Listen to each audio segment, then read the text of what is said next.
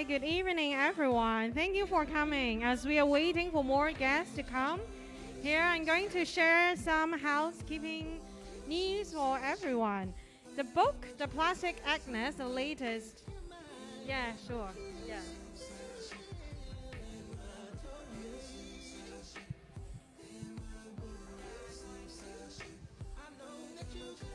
Please feel free to read your latest Plastic Agnes on hand. This is just a sample. It's a print shop.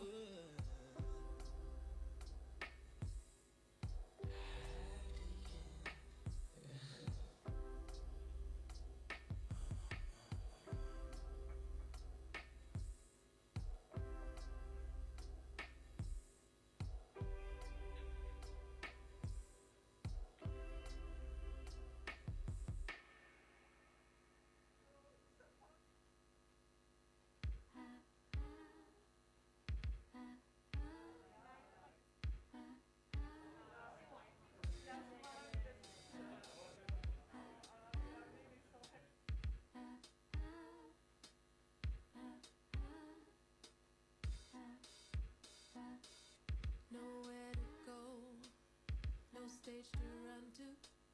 Finally home, confined, confronted. Could go both ways. It brought us closer to mistake.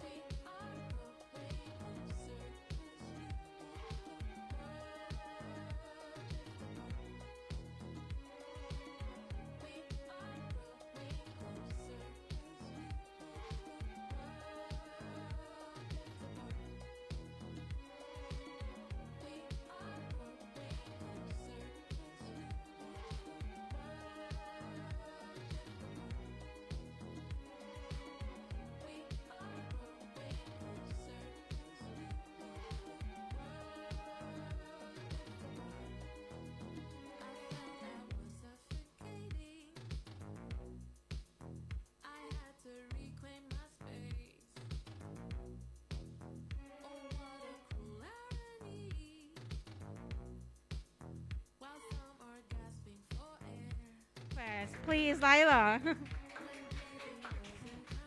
Thank you so much, Kaying. Thank you all for coming. I'm very sorry that we don't give you enough time to settle in, but we have an online audience that tuned in at 7 o'clock. So this is why I'm sorry we're rushing a bit, but a very warm welcome to all of you. Thank you so much for coming and for taking the time. For those of you who are not familiar with us, Heinrich-Böll Foundation is a green think tank based in Berlin in Germany with around 35 offices around the world. And we opened our regional Asia office here in Hong Kong a year ago, which basically coincided with the start of the pandemic. So this is actually our first physical event, and we're excited about it, although it is small and with the necessary restrictions, but we're very happy that you could join us in this small space, and thanks to Gigi from Fab Cafe for hosting us. So as a foundation, we try to promote values and causes that we deem progressive, from social justice to economic transformation to gender equality and safeguarding the future of our planet. And what we would like to do from here in Hong Kong is to build bridges between Asian and European civil society experts and policymakers, and to provide platforms for exchange and engaging commonly on issues that concern us all. Today is Earth Day, as some of you know, and we thought it would be a good occasion to remind ourselves of an issue that should concern us all, the global plastic crisis that we find ourselves in. A study supported by the World Wildlife Fund for Nature shows that every human on Earth is ingesting nearly 2,000 plastic particles a week. Which basically means in size that each one of us is swallowing a credit card per week. More than half of the plastic that is now on Earth has been produced in the past 20 years, and plastic pollution is on pace to double in the next 10 years. And the pandemic has only exacerbated the crisis, as my colleague Kevin will show you a bit later on. So why do we call this publication that we're launching today Atlas? Maybe it's a little bit of a German thing. In Germany, we like atlases very much. But in a gist, we basically mean with Atlas a publication that is based on very short texts and a lot of infographics and maps that visualize the different facets of how plastic is impacting our bodies, our environment, our oceans, and our climate. And we hope that this format will help to make this very complex issue easy to understand and accessible for a broader audience, and that it will also encourage other organizations, activists, or journalists to use this information, and that they feel encouraged to share it easily. So all of it is free for download. Even the infographics can be downloaded separately, can be shared, published by whomever finds them useful. I don't want to take too much time now, so please just let me express a very big thank you to everyone who was involved. First of all, our partner organizations, Break Free from Plastic and Institute for Global Environmental Strategies, IGES. And of course, a big thank you to my colleagues, Kevin Lee, sitting there. He's been working very hard over the past months to make the Atlas and this event happen. And to Clemens Kunze in the back, Alice Jung, Bonnie Au, and Carsten Stahl for their support along the way. Thank you very much. Thanks to all authors and peer reviewers. One author is here. To the editors, Jed Allegado, Judith Juntilia, Kevin Lee, and Clemens Kunze. And we would also like to thank our colleagues in other Asia offices for the information and data they shared with us. Thanks to the infographics designer, Kate Nolasco in the Philippines, and the organization Sustainable Asia for the production of a podcast series that you can find on our website. And for the photo exhibition, I would like to thank our curator, Wong Kai-ying. I would like to thank Alba for providing us with plastic samples in the back, and our photo contest jury von Hernandez, Akira Sakano, Mitsu Okuno, Ko Chung Ming, who's also here, thank you for coming, Nikhil Roshan, and Melati Weissen. And last but not least, I would like to thank, of course, all the contestants, all the photographers who sent us both saddening but also inspiring pictures from all across Asia. Now we would like to show you a short video trailer, and after that I will hand over to my colleague Kevin, and he will present you a few slides from the atlas. So thank you again.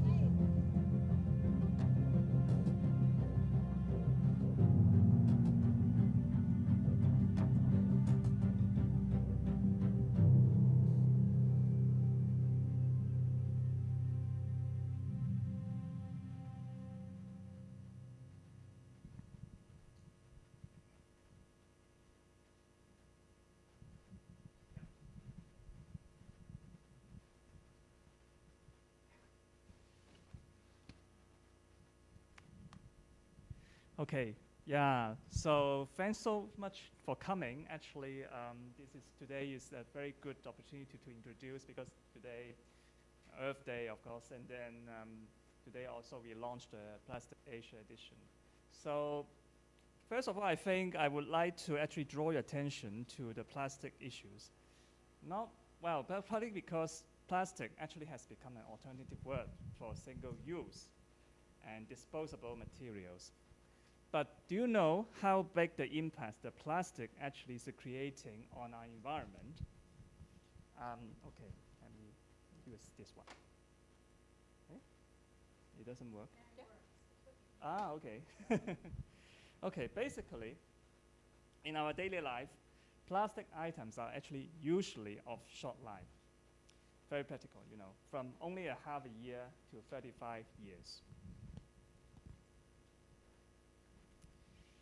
A large proportion of plastic is only used for like packaging, followed by building construction materials, clothes, daily products, transportation, electrical and electronic devices.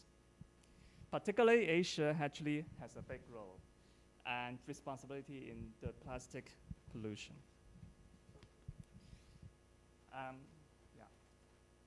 Okay.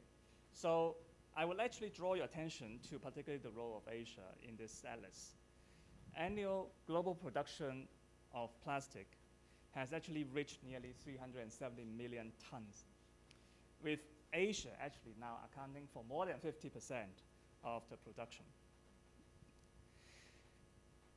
The news is actually for us. Meanwhile, Hong Kong, SAR, and South Korea actually are among the world's highest plastic waste producers per capita annually. And other parts of Asia, like Vietnam, Thailand, Malaysia, they're actually catching up. And I would actually also link this with the income per capita, which is, so use Thailand, Malaysia as an example. Their plastic consumption here is actually similar level to Canada, Spain, and France, and Japan. But at the same time, the GDP per capita is still much, these countries still have a much higher GDP per capita than Thailand and Malaysia. So actually, what's the message? the message is that if these countries actually following the same pathway of consumption, actually the whole world also will be in larger crisis.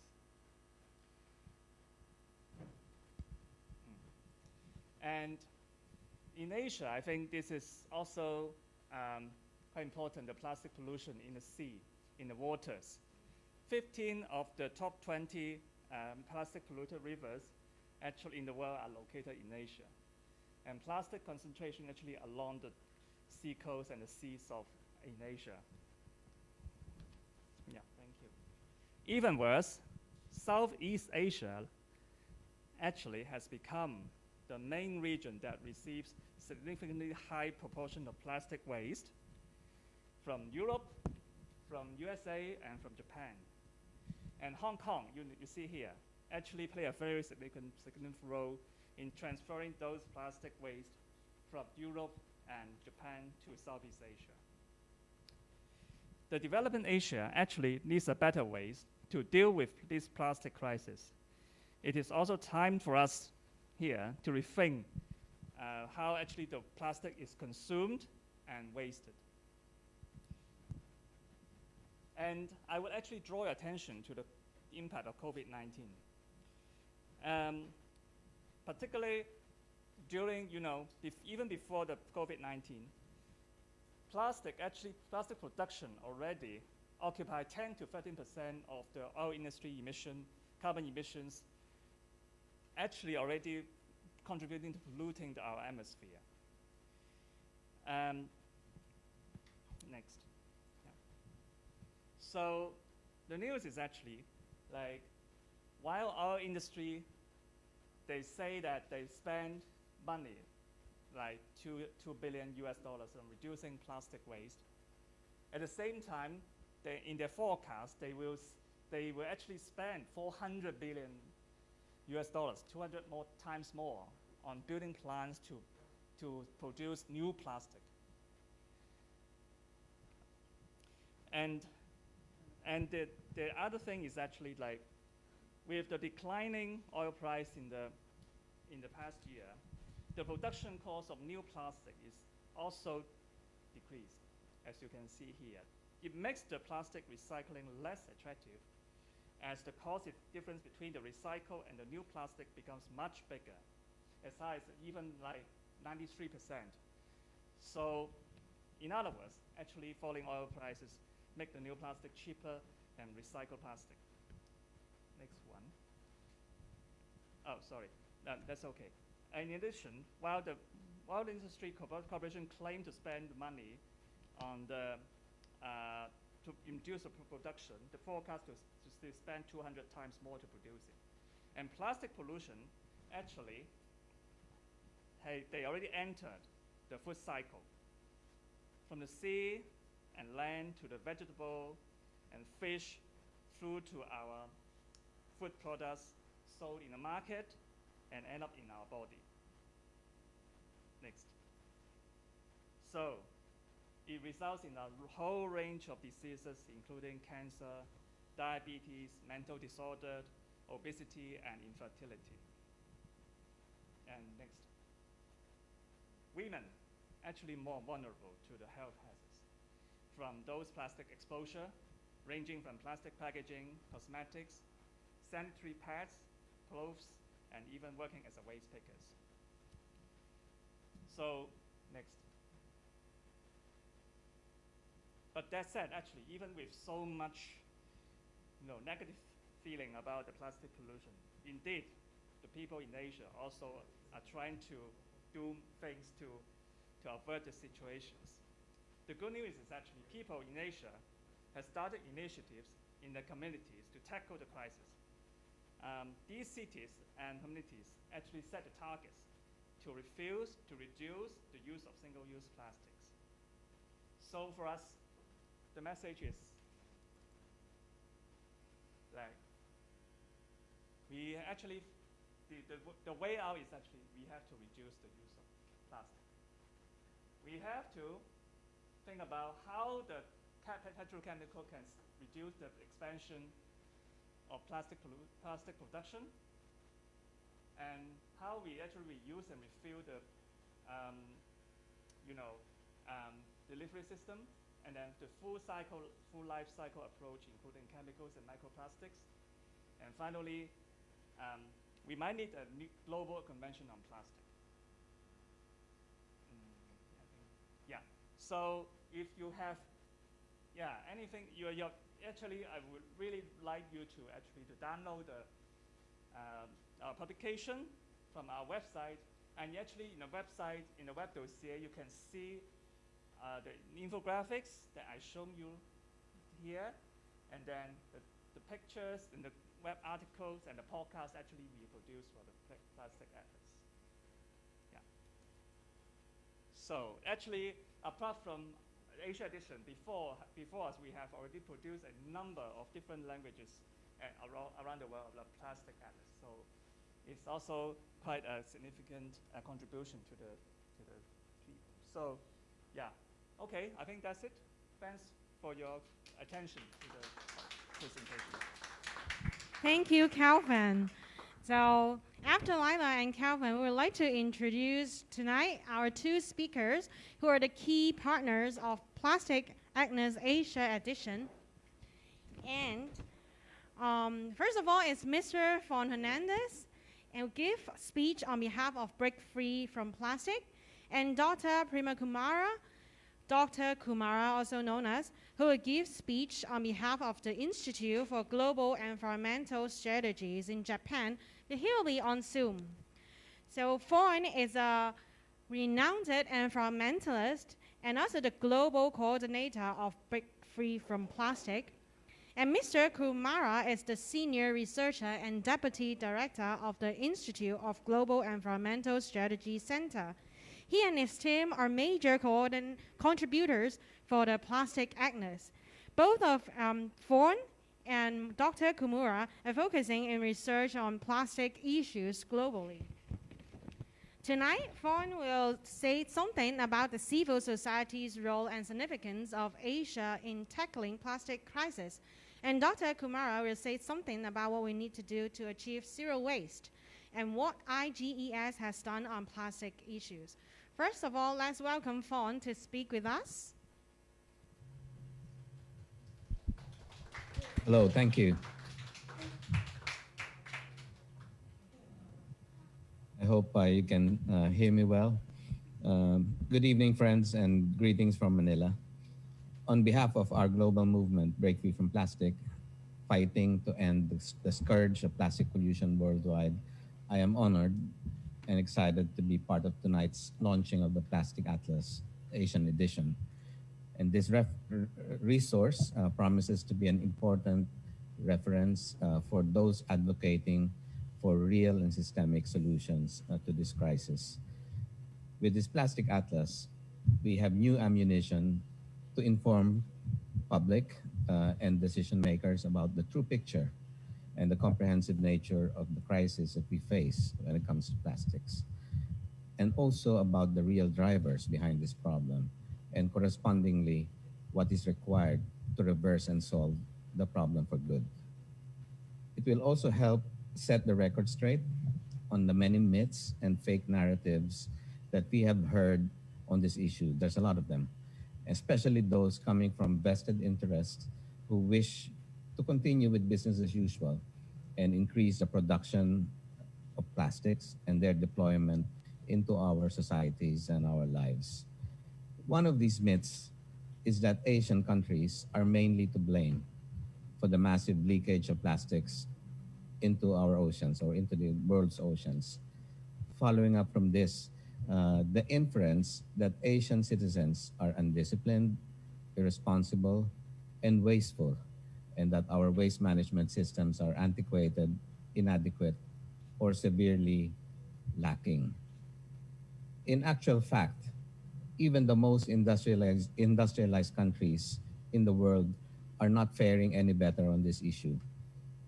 They produce more plastic than Asians per capita, except for a few countries in this region, and their so-called sophisticated approach to the ever-increasing amounts of plastic waste is to bury or burn them.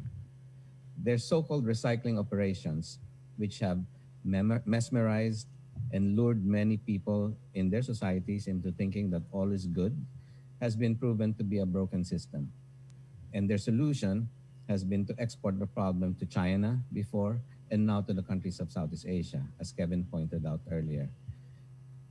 This waste trade has caused serious environmental harm to communities where these plastic waste processing operations are taking place. In addition to this, multinational companies, the so-called fast-moving consumer goods companies, have been flooding our markets through the years with throwaway plastic.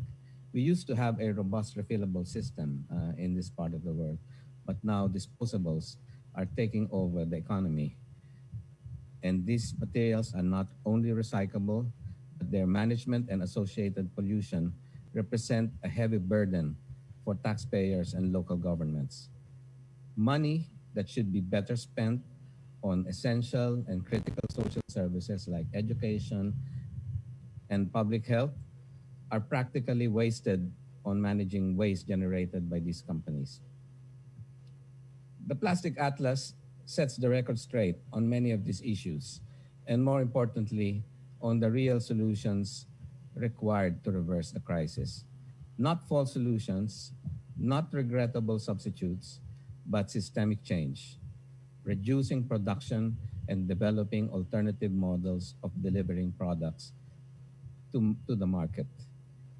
This resource, the Plastic Atlas, will go a long way towards shifting people's mindsets about plastics, specifically, and consumption in general. And the momentum is on our side. The climate of opinion on this issue is changing, the narrative is shifting, and progressive policies are being enacted in many parts of the world. And this, my friends, will make for lasting change. So congratulations once again to Heinrich-Böll Foundation for this initiative, to IGES, our partner, and happy Earth Day to everyone. As we say in Filipino, mabuhay. Thank you.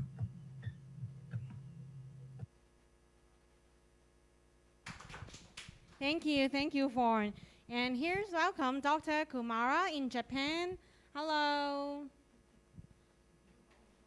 Oh, I think he is with us. Just need to switch. I saw Yes, him. Hello, Dr. Kumara. Hi. It's your Can- time now. Can you? Thank you. I hope you can hear me. Can you hear me?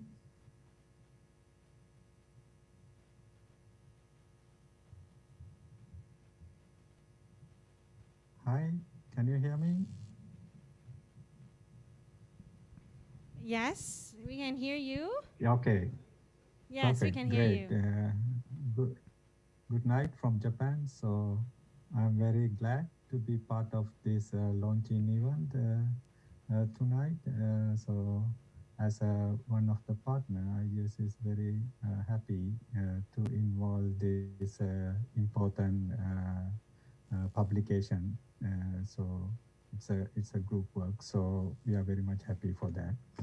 Actually, as one of the author of one section, so I was lead the chapter called Zero Waste.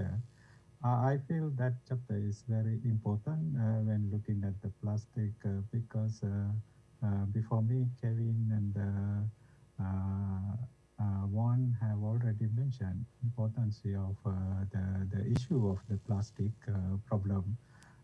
Especially for me, there is two ways. One is we can see a huge trend of plastic production and consumption, especially single-use plastic.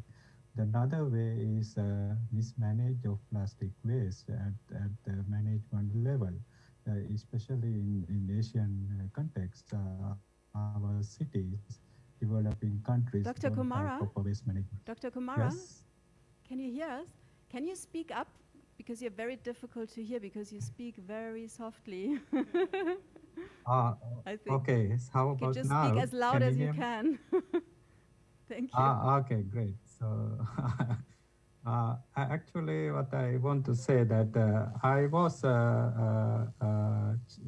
authored one of the chapter in this report. So my responsibility was writing the zero waste chapter. I found that is very important because there are two ways, as Kevin and one mentioned. So one is we can see the plastic production and the consumption is getting increased. At the same time, we can see the management of plastic waste at the end is also is issue for developing countries in Asia especially. So that's why we can see mismanaged plastic leak to the environment. So in that sense, we found that the zero waste cities, what they're trying to do is they try to, the second part is mostly to make zero waste plans to reduce or take actions to reducing the plastic waste go to the leakage by improving their waste management plans and action in partnership with the other stakeholders like residents and the business partners. So in that sense, we can see different phenomena in our case studies. We identify a lot of cities in Asia taking these actions as a zero waste cities to improve the situation in their local situations. So they take actions to reduce, reuse, and recycle the plastic waste, and they ban single-use plastic, and they work educating residents and the students and the school. So that kind of activities they have taken, and concerning the reducing plastic leakage and the plastic waste. What we see when make a plastic waste and reduce the plastic waste and make more zero waste, I feel we need another part in the wheel, like it's look like two wheels. The one is the management part, what our cities are doing at the moment. Some case studies we can see, but another way is the production and consumption part. So that is actually we feel production especially is need to be, especially producers for plastic waste need to be rethink about their plastic waste production systems to reduce plastic waste production, and also the way of their design and the way of they take back the recycling material. So they have a lot of things to do to make the zero waste cities to be more functional. For that, I think in our report we identify reduce, reuse, recycling. Before that, rethinking and redesign is very important to achieve these zero waste cities. At the same time, it is very important role in the we feel at the national government and the regional and international bodies to make both the the enabling environment for the both producers and also the consumers and our cities to make these zero waste functions more properly. So that's very important message that we came up with this report. In my institution, IGES is a research institute based in Japan. Actually, we are working on more on the sustainable development issues as a research institute. So we are working with, especially my team in the sustainable consumption and production, the center with UNEP, we mostly work on addressing plastic issue in Asia Pacific region. So in partnership with other international partners. So this initiative also partner with Heinrich-Böll-Stiftung, and is one of our achievements. So we are very happy for that. And we in our work actually we do research, scientific and also citizen center approach in understanding this plastic pollution and leakage and measurement with the cities, and also we support national and local governments to develop these action plans focusing zero waste and also closing the loop, the plastic waste leakage, and also capacity building and training and capacity building activities for the cities. So in that sense, I think this plastic atlas is one of the good products. So where our especially our national and the local policymakers can use it and understand the issue and see some innovative solutions, what happening in Asia in other cities, and take actions to improve their countries and the cities. So in that sense, once again, I want to thanks again to giving IGS to involve this good initiative, and we are so happy to be part of this initiative. So thank you very much. Thank you, Dr. Kumara. So you can find Fawn and Dr. Kumara's writings in the latest Plastic Agnes. And despite two speakers online tonight, we have our guest from Hong Kong, and we can take a snapshot in Hong Kong. May I introduce Mr. Angus Ho, the Executive Director of Greeners Action Hong Kong. He is very active in plastic issue, super supporting of the making of Plastic Agnes, and he is also featured in our Plastic Agnes podcast. He is going to talk about Hong Kong people's perception on single-use plastic and its reduction tonight. Welcome, Angus. Hello.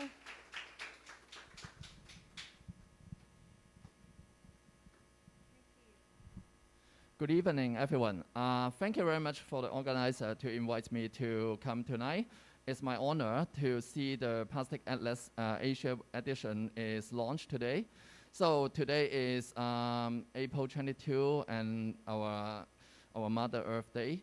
So I have been working for Hong Kong environmental activities or activists for 27 years. So I have seen a lot of pollution problem, especially on plastic pollution problem in Hong Kong.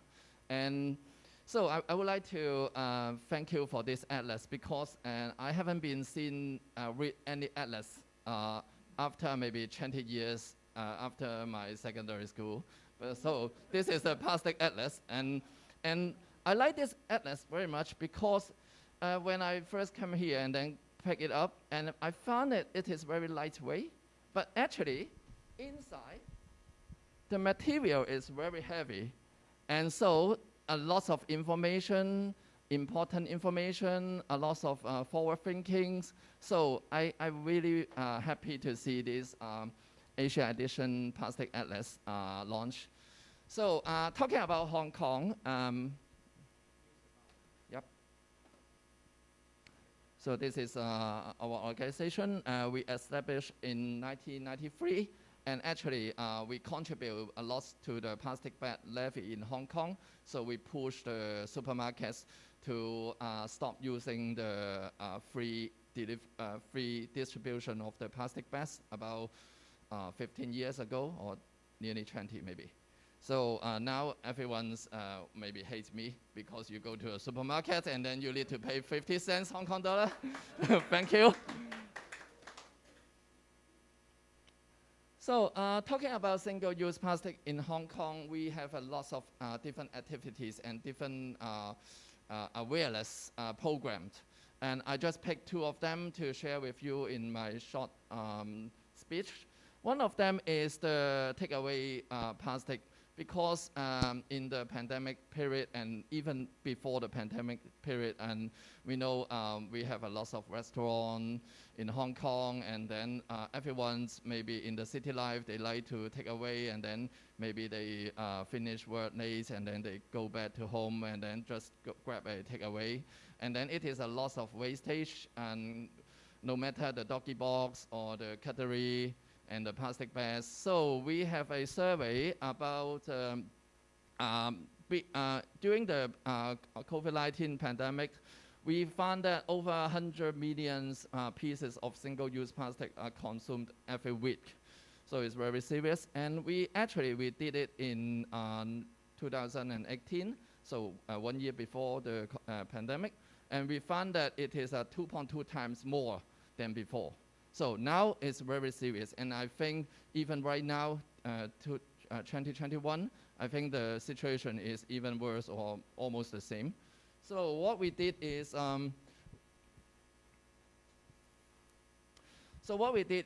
we tried to make a no more plastic action to the restaurant. We invite the restaurant to agree and happy with the customer. They bring their own cutlery and the doggy box so that they don't need to give out any single-use plastic for the meal. And then if they do so, we can even we get some funding, and then we distribute the fundings to the small shop, small restaurant, and then they can give a small amount of reduction of the price for the meals. So it was quite successful, but it is because lack of funding, we cannot continue to do so. But at least we raise the awareness of the people, and we also have on top of this, we also have a so that's the STOP stop program. That's Shops Towards Zero Plastics. That's talking about what I mentioned about the restaurant. And we also pay $5 less. This is our program. And so we also have a parade and some publicity and social media. So we try to reduce the single-use plastic in the restaurant, and hope everyone of you guys and to help us together. And then when you go to the restaurant, in case you have a takeaway, you can bring your own cutlery and boxes. The other one is the the disposable mask.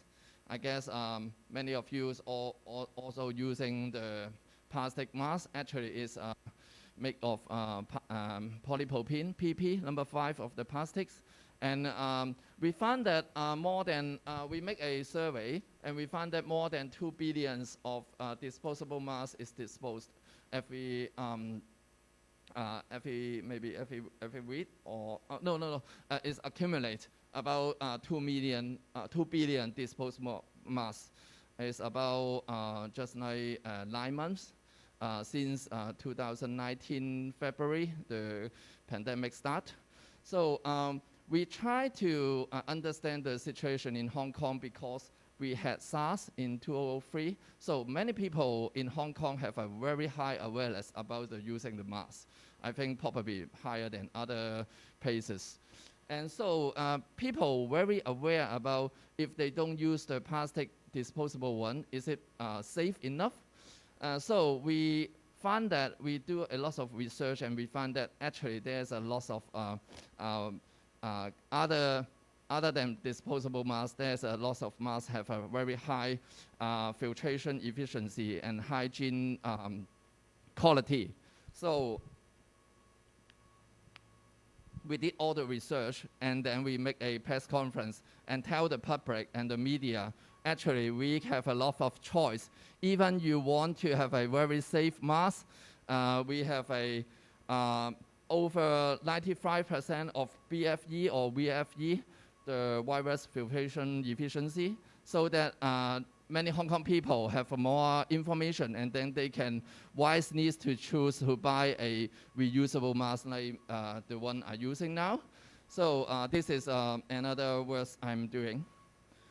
So for Hong Kong situation, I think it is a very quite a bipolar situation. In one hand, we have done a lot of over 20 years environmental education to people. I think so many people already have awareness, and they have well educated. They heard about a lot of information about the plastic pollution. But on the other hand, I still thinking. On the other hand, I still thinking even one part of people, they're very awareness. They have a high intelligence. They talk about a lot of forward thinking, how to reuse, how to reduce. But on the other hand, I still think a lot of people, just like what I say about the restaurant, takeaway meal, and the single-use mask. So this is still a big problem. So for us, a Hong Kong environmental NGO, we still have a lot of challenge and work to do to promote the reduction of the plastics and single-use plastics. So talking about the global view, so or the Asian view, so that we found that from the Plastic Atlas Asia, I have a look, and I think as similar to the last speaker said, I think in Asia we have a lot of plastic production compared with other part of the world, and we also have using a lot of the plastics. Actually, I think because in Asia, we have a lot of how to say the global north and the global south, as you know, and we always said that the global north has a more good GDP, but the global south is a poorer and they have a lower GDP. And in Asia, like Indonesia and many other countries, they are they are islands countries, and they have because I think they have a less how to say, I mean they have a less cleaning service for the city. Not like Hong Kong, if you dump anything, maybe in 5 seconds or 5 minutes, someone will sweep up. But I think there's a lot of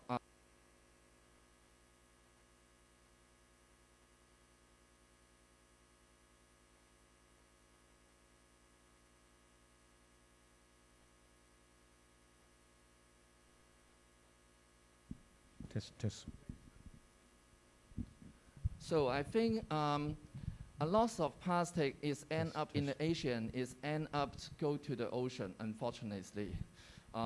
Because not because they are more dirty or they are more pollution, but because maybe the situation of the country and the economic situation. And I know when I discussed with the Big Fever Plastic global meetings, I heard so many people, they use the shampoo, they have to use the sachet shampoo because they don't have enough money to buy a big bottle. So I think this kind of economic situation will end up to so many Asian countries, especially the Southeast Asian country or South Asia countries. They end up a lot of plastics go to the wild, go to the river, and eventually go to the ocean. And I think this is something we need to think about, and hopefully with our together's action and promotion, and we help those countries to improve this kind of problem.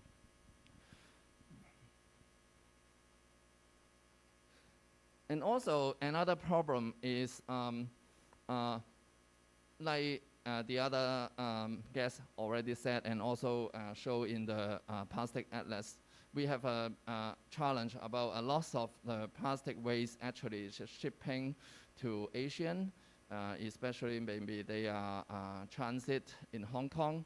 So I think even we have a better legislation, international convention, but I think there's still a lot of challenge, and go to the Asian countries like maybe Philippines or Indonesia. We have heard they reject some kind of cargo full of waste, but I think this is only a small amount we have been found, so that we need to work together. So I think this is the end of my speech, and I thank you very much for tonight. Please stay with us, Angus. Please stay with us. Take a seat because it's now we come to the Q&A section together with Fawn and Mr. Kumara still here. Hi. So we received a few questions online on a Facebook streaming. I'm not sure if you three have heard of the documentary Seaspiracy. So we have a question from Nikita Living More on Facebook. She is asking the documentary Seaspiracy, this one, caused a bit of a discussion on the major cause of plastic pollution in the oceans. So how much of it is true according to your research and stats? I think she is asking about the ocean plastic problem. Is that really serious in, for example, in Philippines, in Japan, and in Hong Kong? So, yeah. If nobody else wants to answer that, Yeah, you can, sure. We have a guest who volunteered to answer. Thank you. Hi, everybody. Look, the film is not, in fact, up to date on that statistic in which so the film asserts that much more plastic in the ocean is coming from ghost fishing gear, that is discarded fishing gear. Two critical points. First of all, that's not actually up to date or correct, particularly if you consider ocean plastic which sinks to the seafloor rather than floating. But the critical point is that both sources, whether it's derived from fishing or derived from the land, both sources must desperately need to be addressed. And we can't dismiss either of them. Sadly, it's as simple as that. Thank you. Do you want to, Fawn or Mr. Kumar, do you want to respond to the question? I would agree with the speaker who responded to the question. Unfortunately, that film mischaracterizes the issue. It's not just about straws, for example, but as we say, we know that derelict fishing gear is a big problem, and the fact that there seems to be no enforcement of laws against, for example, abandonment of fishing gear, fish nets, but at the same time, single-use plastics that end up in the ocean. We know that at every minute a truckload of plastic waste ends up in the ocean. So it is clearly also a major source of the pollution facing our oceans today. And as already mentioned, we need to address those issues as well. I mean, there are many issues confronting the world's oceans: overfishing, unregulated, unreported fishing, and also plastic pollution and climate change. And we have to work together and not undermine the work of each other in addressing this issue. Sorry, I'm going to make two bites at the cherry. So yeah, very well said. Thank you. Okay, I'm trying to be shy. My name's Lawrence McCook. I lead the Ocean Conservation Program for WWF Hong Kong. And look, thanks since I've introduced. Thanks for a great series of presentations. Great event. It's really exciting to see the focus here, which frankly is a lot more positive than the focus in that documentary. So the other thing I was going to just point out, that in the so-called documentary Seaspiracy, consistent with the...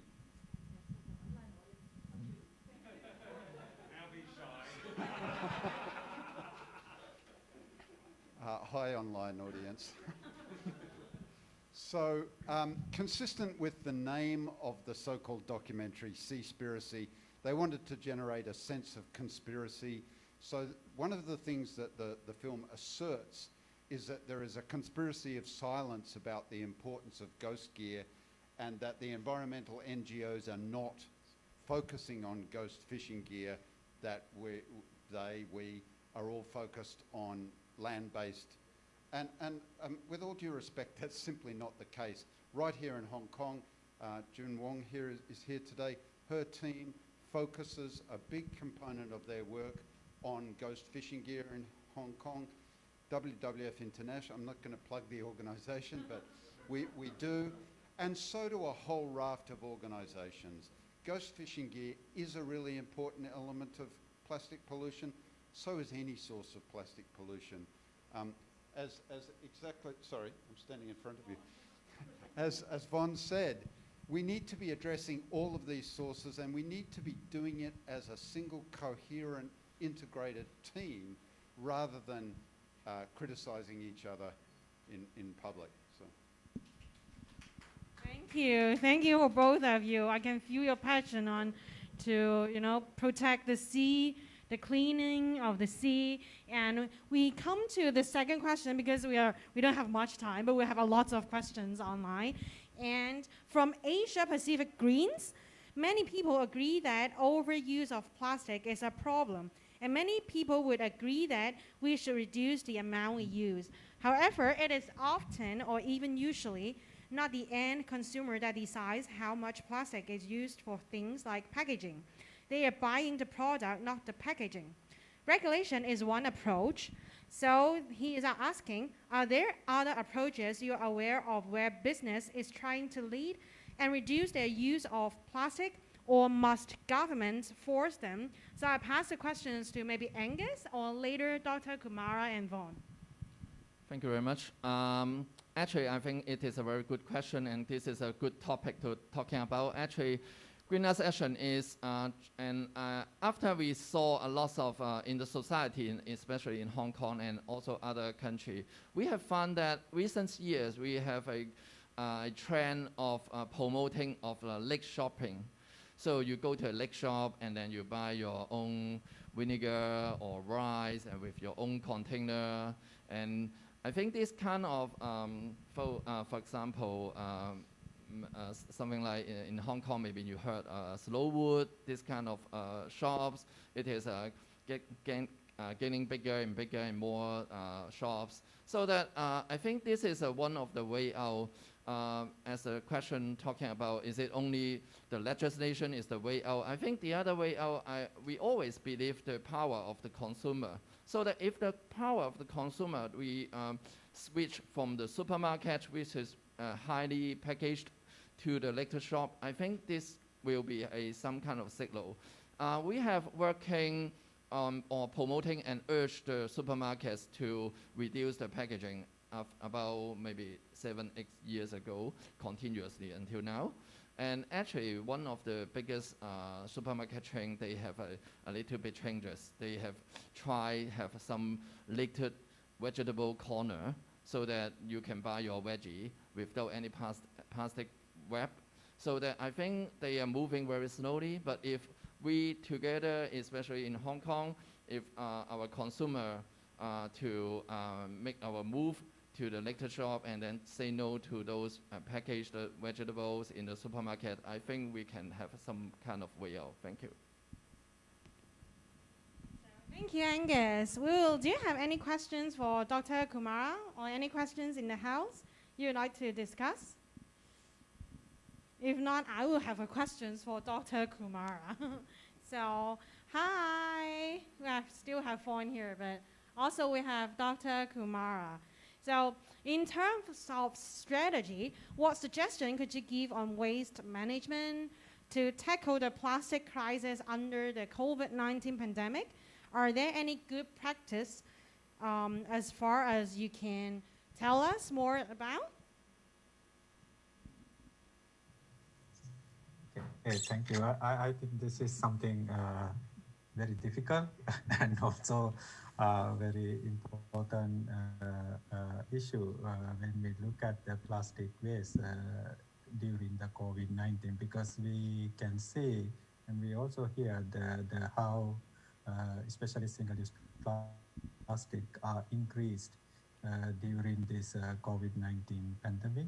So for me, I feel especially when it's come to the healthcare institution facilities, so there is increase in the use of single-use plastic with the PPE activities. So what we need is we cannot take COVID-19 as a excuse to become a normal, because we found some countries, especially in cities also, before the COVID-19 they have banned single-use plastic, but after the COVID-19 they stopped their banning regulations and they came to normal situation. So what we see at the same time, it is very important to take at least minimum actions to practice this single-use plastic reduction and reuse and the plastic recycling activities, even the COVID-19 situation, because we cannot take it as one of the excuse to move to the normal situation. So that's what I can say. Thank you, Dr. Kumura. It's really well said. COVID-19 cannot be used as an excuse to stop us to take a step more in reducing the plastic. And thank you, Angus. Thank you, Fawn. Thank you, Dr. Kumara. Oh, we have a question. Please. Hello, thank you very much for the great presentation, very informative. My name is Alphonse. I'm here based in Hong Kong with a company who has processed inquiries from plastic manufacturers for marking them covertly to identify them, whether they are original or they are fake, or how many recycle cycles have been going through. I'm very interested about the fishing nets. Reducing plastic is certainly a great idea. It's hardly unimaginable to catch a fish without a net. So what have been the regulation, or what kind of new regulations have been discussed or planned in order to manage the loss of fishing gear in the ocean? And what are the best practices which may have already been developed in this area to reduce lost fishing gear in the ocean? Thank you.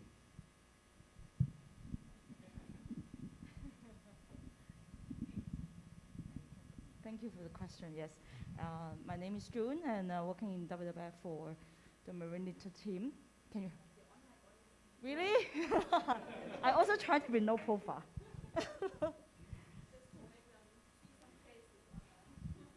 Yes. Hello.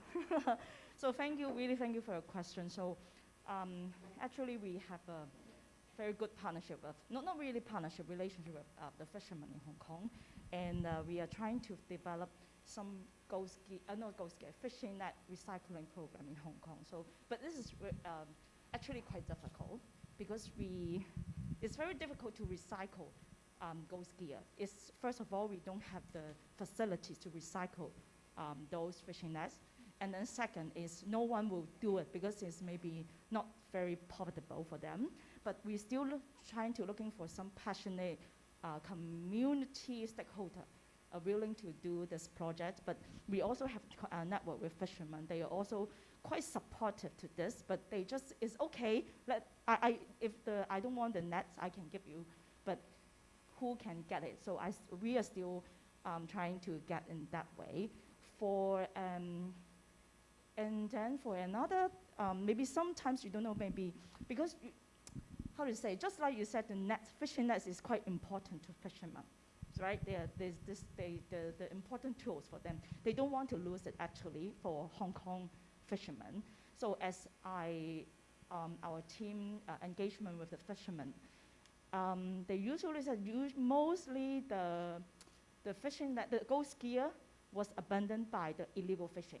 So this is related to another question, is illegal fishing. So illegal fishing we also related to another question is the enforcement of the government. So we keep talking to AFCD, so you know the Department of Fishery, and so try to push them to have more enforcement to or Marine Department or the policemen try to catch the illegal fishing. But it's very difficult, you know, we have boundary.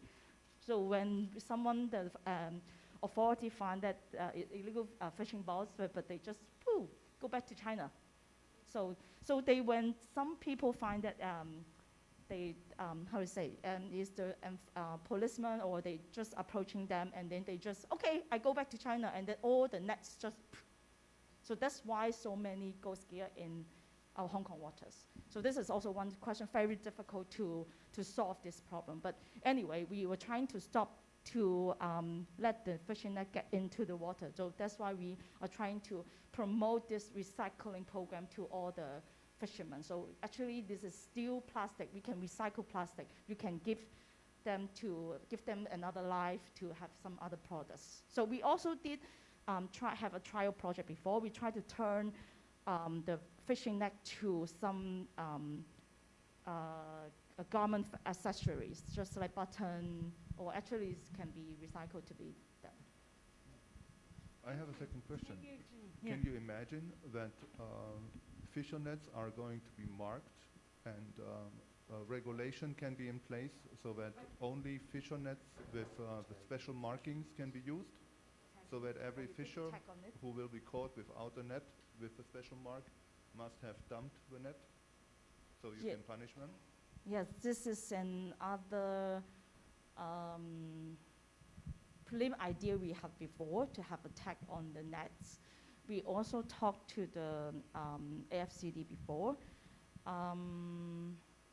But there's some technical problem. We are still working on the tag design because you have to, also you have to promote, you not promote, you ask the fishermen to put the tag on the nets. They might be not really willing to do that. So it means you can check where my nets go, where I fish, where I have some other activity might be. So this is not easy way, but this is, but first of all, we have to tackle the technical problem first because we have to develop some really good device to put on the tag. But it's not very difficult, but we are still looking for some partnership willing to maybe have some mass production of this tag. And also the fishermen, we also not really positive to have them to have the tag on the nets. Yeah. I actually just happened to join an art festival. It's kind of curated, and they use an abundant fish net to recreate an artwork into sculpture. And also some urban school in Yunlong collected abundant fish net for educational usage and also for artwork making. So well, actually there's a lot more possibilities to reuse abundant plastic in the society. And sorry for, we don't have much time tonight, but such a fruitful discussion. And we still have some more questions. Last one, to be sorry, yeah. Well, it's a question comment. Miriam Pierce, Hong Kong Green Drinks, as one had. COVID, one of the big issues I'm seeing, and it came from being part of a group, global group for Sustainable Event Alliance, about single-use plastic at events, and the misconception about it being safer to use single-use plastics rather than washable, reusable one.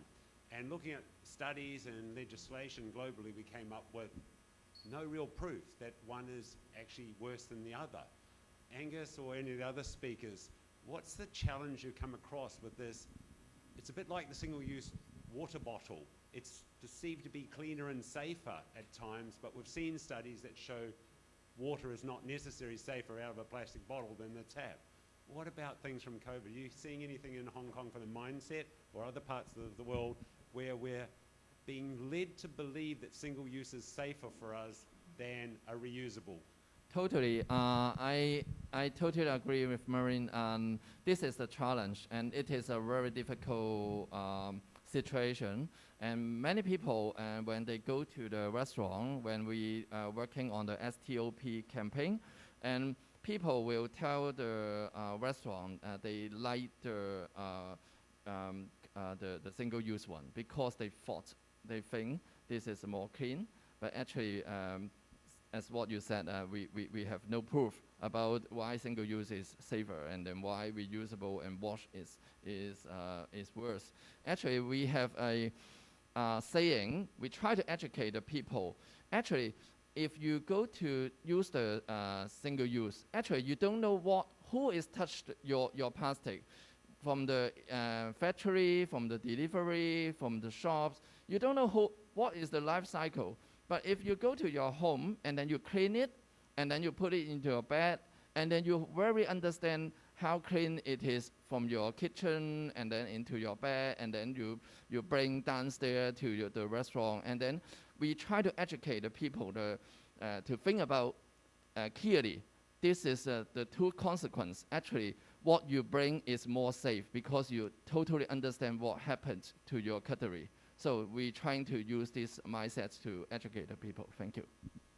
Thank you. As we are really running out of time, please allow me to bring you the last but not least presentation. Tonight we have our photo contestant, Ricky. Ricky, it's the photographer of this plastic vinegar. I personally love this picture a lot because this is from Hong Kong. And together we have other contestants from India, Indonesia, Philippines, and also Japan, lots of other countries in Asia. And also our jury. Hi, hi, Mr. Kong Chongming here, because thank you very much for being jury to select all these wonderful pictures. And here I have to announce the results of the photo contest. So this is the first runner-up. It's Mr. Danny Ocampo. You can see his photos showing the face mask on the seagrass bed in Philippines, and also sea creatures living in a PET bottle, and also these plastic bag with the endangered green sea turtle.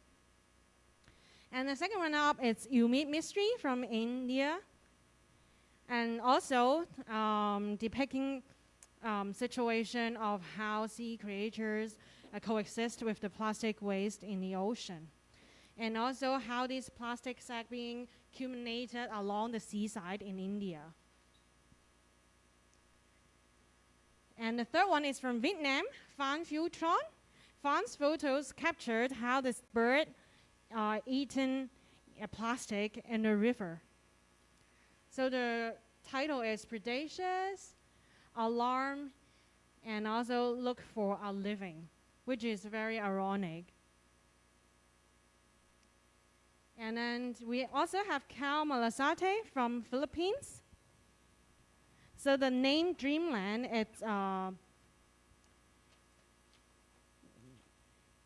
name sarcastically applied to the very depressed urban area which the cows hunt for anything beneficial in the plastic waste mountain. And then we have Rahajash, a laminated earth. In India, a single photo showing a girl looking for things to resell in the landfill, surrounded with a lot of plastic bags. And also the last one, the third place, it's Sudeep Matai from India. The work is choked. And you can see some Indian child playing around the plastic waste in the polluted streams of the Ganga in Kolkata, India. So for the rest of the winning photos, you can also check in our exhibition and also the photos gallery in our website. You can scan the QR code. And for this exhibition, we try to produce as much as waste we can. We use recycled paper. And also for the plastic Agnes, you can find the logo here. So it means that we also use recycled paper to print this publication. And please take a closer look to the winning photos and also the plastic exhibits we collect from Albert and also from our offices, from our daily life, which we pick 5 types of exhibit that is hard to recycle, so better reduce and stop using them as much as possible. And so this is pretty much the exhibition it's about. And please continue your passionate discussion after the presentation. And thank you so much for coming tonight. Thank you, Layla. Thank you, everyone.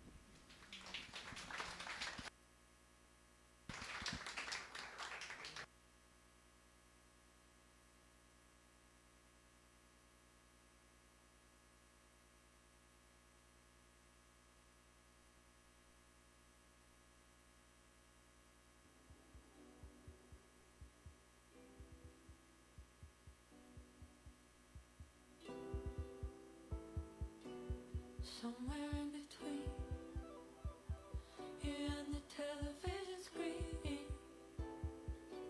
I got down on my shaking knees and serenaded you with a Britpop dream. And just like that, the karaoke's over. Let's go, mom, we're standing on the sofa. I wish that I could call you when I'm sober. We both know the dance. It's like we learned it in advance. Been dreaming of this all year long.